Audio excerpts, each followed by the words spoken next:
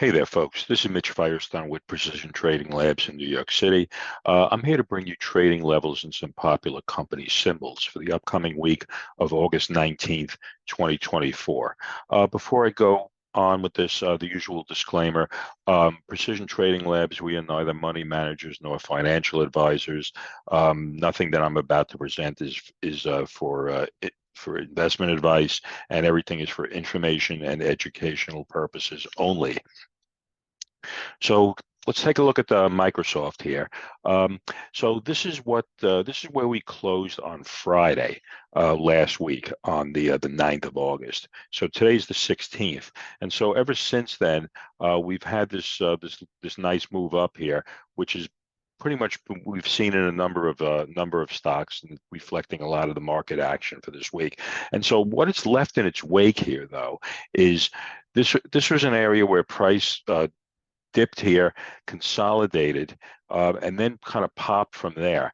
And so within this range here, and let me just spread it out here just a little here. So within this range here, price consolidated, and this created a base. And then right here, we had what we can think of as an exhaustion of sellers.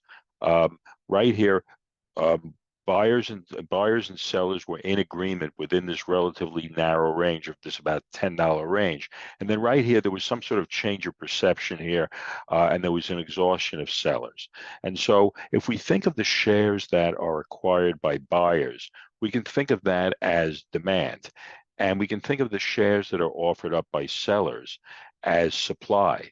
And so within here, supply and demand are in balance within this range. And then right here, supply and demand then go out of balance as there's that exhaustion of sellers.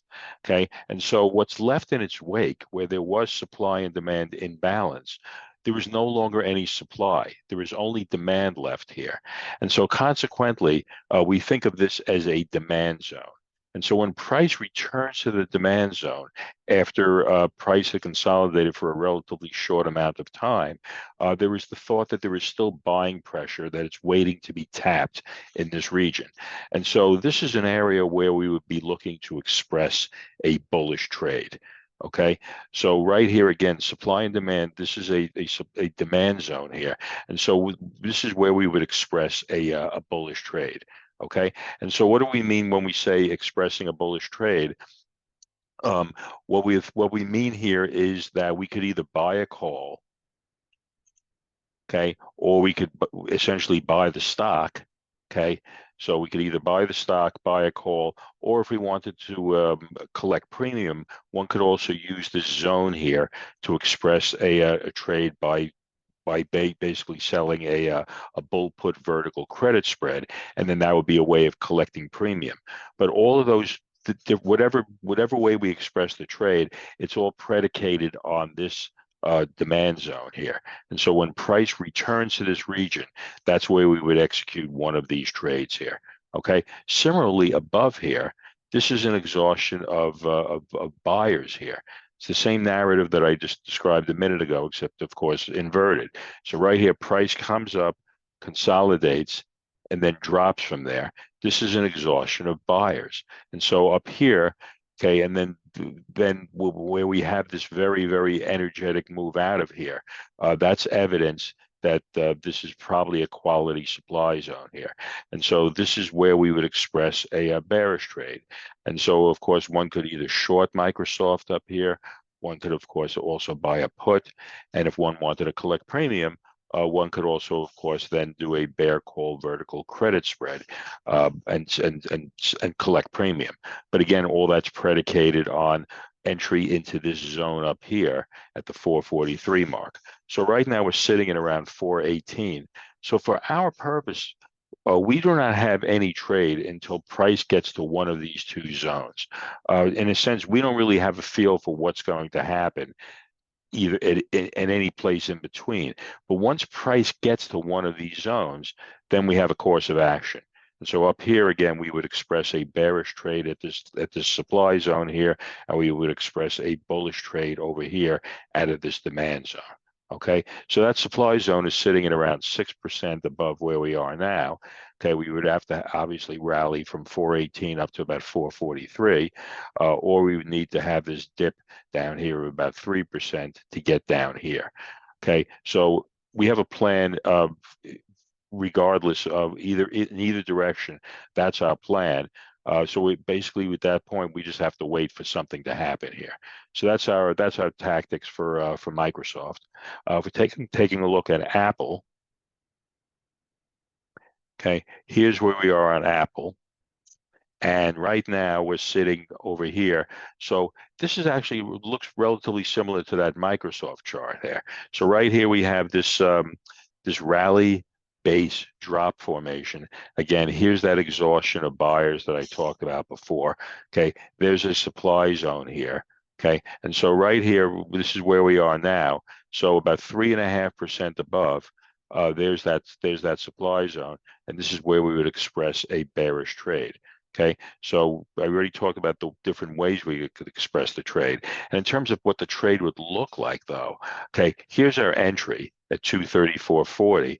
Okay, so the zone here defines how much risk that we have in this trade, because essentially what we're waiting for. What we're waiting for is for price to turn at some point in this supply zone.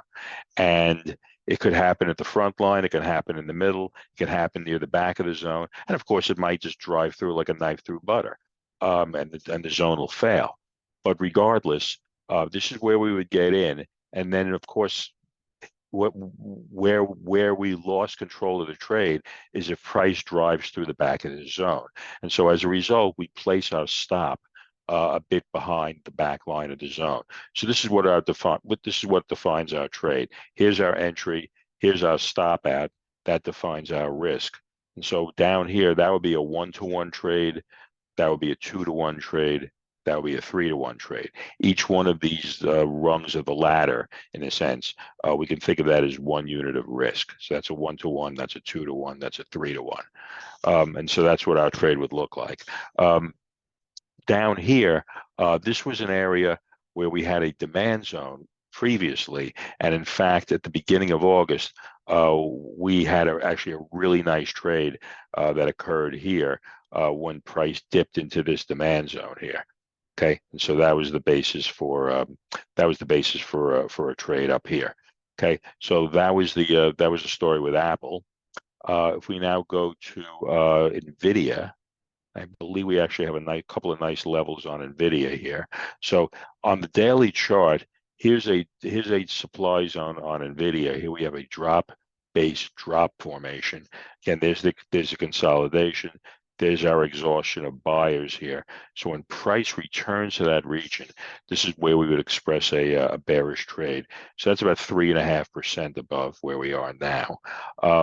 Below here, there's actually, if we switch this to a 1-hour chart, there's actually a couple of nice demand zones down here in the 1-hour chart. So if I switch this over here,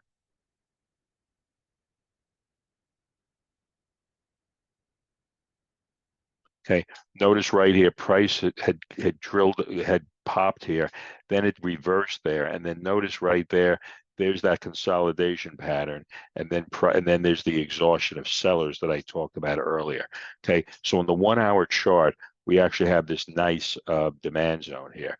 So we would of course have to wait for that to pull back. That's about 5% down from where we are now, and also keeping in mind this is a 1-hour chart versus a daily. Generally, we find that the higher the time frame, generally the higher probability of the trade is.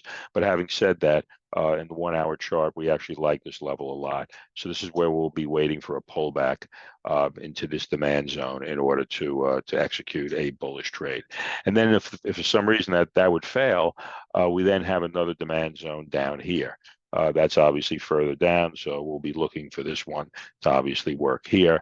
And then above here, there's that what I talked about earlier. There's that daily supply zone that I had mentioned earlier. Let me just fix this chart here. It seems to have gone out of whack. So let's fix that. there's that daily supply zone. So that's the story with Nvidia. We take a look at Meta. So right here, we're actually in this now. And so this is actually this was really a quality supply zone. So far, it's slow in working. So it's kind of done half of its job. It's sitting, pretty much at its all-time high here. Price came up, consolidated. There's a very energetic move down there. This was a sudden exhaustion of buyers here. This kind of met pretty much all of our qualifications for a supply zone. Thus far, it's gone up there. It started on its way down here, but so far it really hasn't. But it really hasn't done it. It's only done half of its job. It has stopped price, but it really hasn't turned it around yet. So we'll be looking to see what happens with that. Down below here, there is a 2-hour demand zone down here, but that's a ways down. That's about 9% down. Over here, this is an area that we could sort of keep an eye on, which I'll mark here.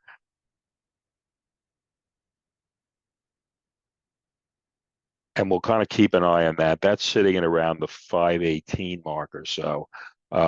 So we'll see if this thing kind of pushes down.